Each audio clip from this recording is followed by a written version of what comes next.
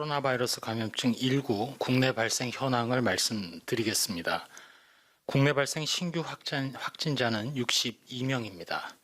지금까지 총 누적 확진자가 25,108명입니다.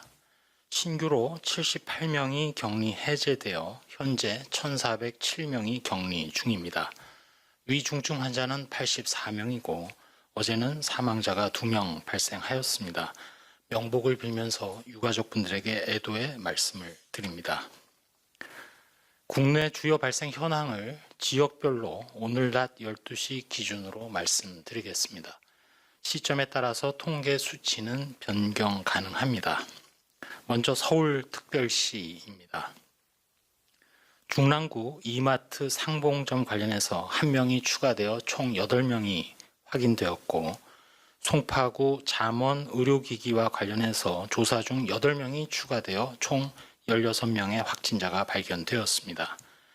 다음으로 인천광역시 남동구 카지노바와 관련해서 2명이 추가되어 현재까지 총 15명의 확진자가 발견되었고, 경기도 광주시 SRC 재활병원과 관련해서 10월 16일 첫 확진 환자 발생 후 접촉자 조사 과정에서 31명이 추가되어서 총 32명의 누적 확진자가 발견되었습니다.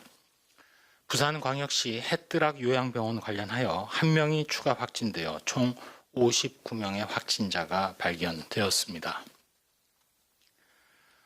다음으로 치료와 관련해서 코로나19 치료제인 렘데시비르를 어제 16시 기준으로 총 63개 병원에 618명의 환자에게 공급하였습니다.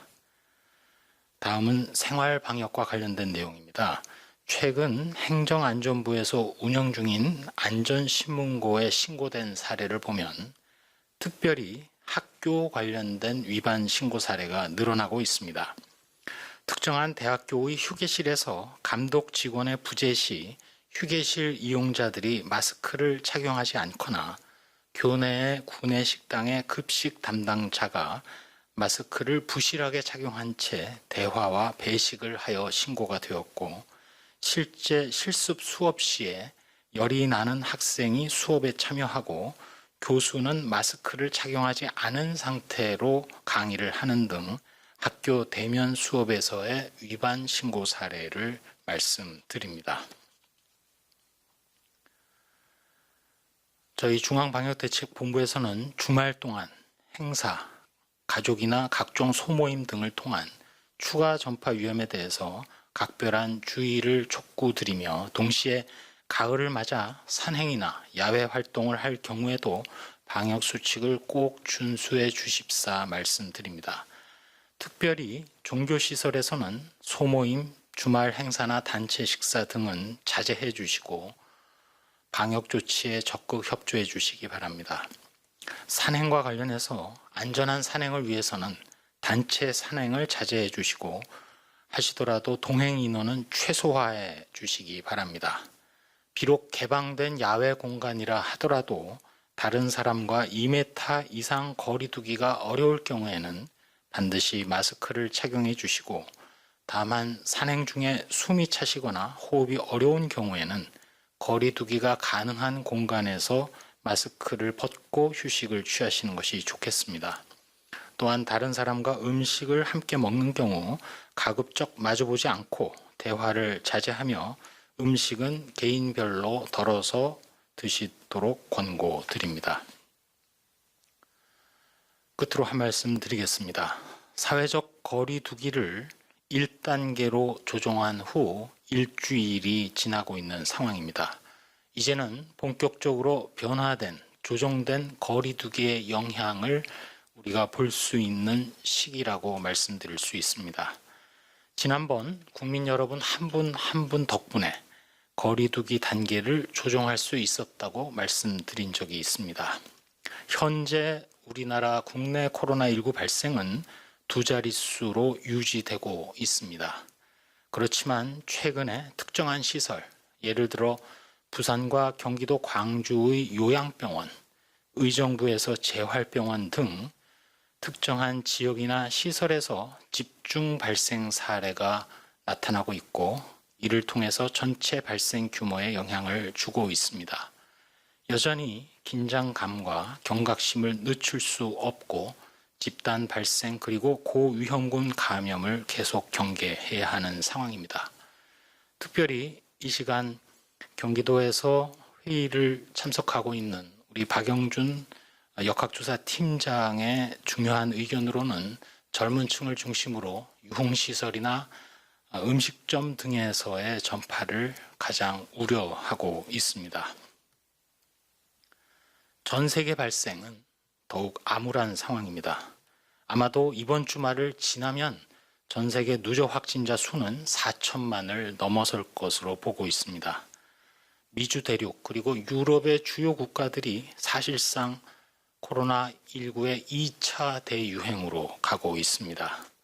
세계보건기구에서도 앞으로 몇 주 안에 유럽의 주요 도시의 중환자 실이 한계에 다다를 것이라고 경고하고 있는 엄중한 상황입니다.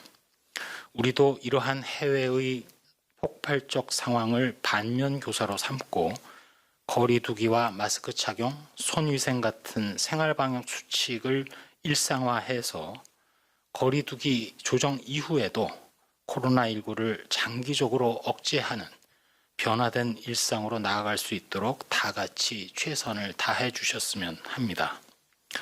연구 분야에서도 우리나라의 연구기관, 기업들이 최선의 노력을 경주하고 있습니다. 국산 치료제는 연내, 국산 백신은 내년 내에 허가를 목표로 매진하고 있습니다. 치료제가 치명률은 아니라 하더라도 병원의 입원 기간이나 중증 이행 정도만 줄여주더라도 의료기관의 숨통을 열어줄 수 있고 전체 방역 대책에 여유를 가질 수 있습니다.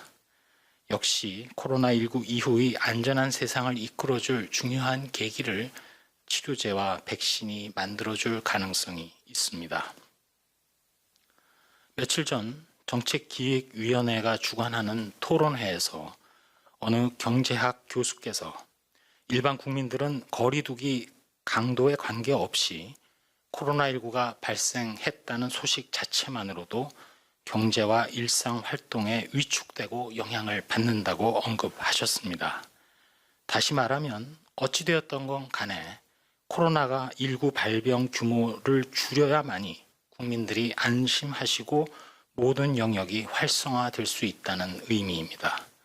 결국 거리 두기, 마스크, 손위생, 환기, 방역 소독 등 생활 방역 준수가 우리 모두의 건강을 지키는 것은 물론이고 우리들의 학교, 일하는 장소, 이웃에 있는 가게나 음식점, 문화나 체육시설, 종교시설 등의 지속 가능성도 보장해주는 행동임을 다시 한번 생각해 주시고 이번 주말에도 우리 모두를 위해서 개인 방역 수칙을 계속 지켜주실 것을 요청드립니다.